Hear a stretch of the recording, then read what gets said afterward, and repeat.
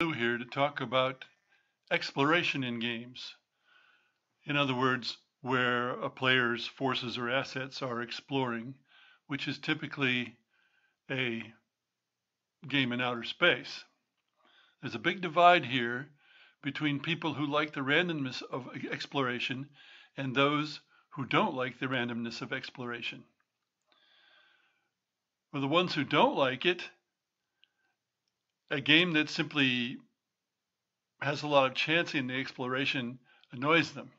So for example, I have a game that is essentially Britannia in outer space with freeform methods. So it takes all the rigidity out of the Britannia system. And there is exploration of all of the areas in the galaxy that constitutes the board. Well, this game's been played many times, but one time a player got really annoyed because the area he came into turned out to not have much in the way of value in the exploration. The result of this has been that I've already had the galaxy divided into 4 parts, and now each of the 4 parts will have the same set of possible systems. Unfortunately, what that does is it removes some of the randomness, because before I had more markers that could be explored than places to explore. So it might be that a really valuable system wouldn't be in the mix, or a really unvaluable system wouldn't be in the mix. In order to make it even now, I've had to avoid that. Of course, there's going to be the option that people can do what they want.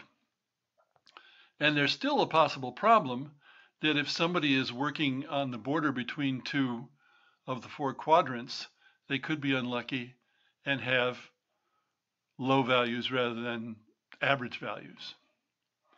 This reminds me of an old prototype of mine that also had space exploration, where each player has his own set of cards to draw to see what he finds when he explores. Now, this isn't exactly even, of course, because some players may explore more places than others, and so not everybody may go all the way through their cards. But that was my solution for that. Now, I have yet another prototype that is a dungeon crawl, more or less.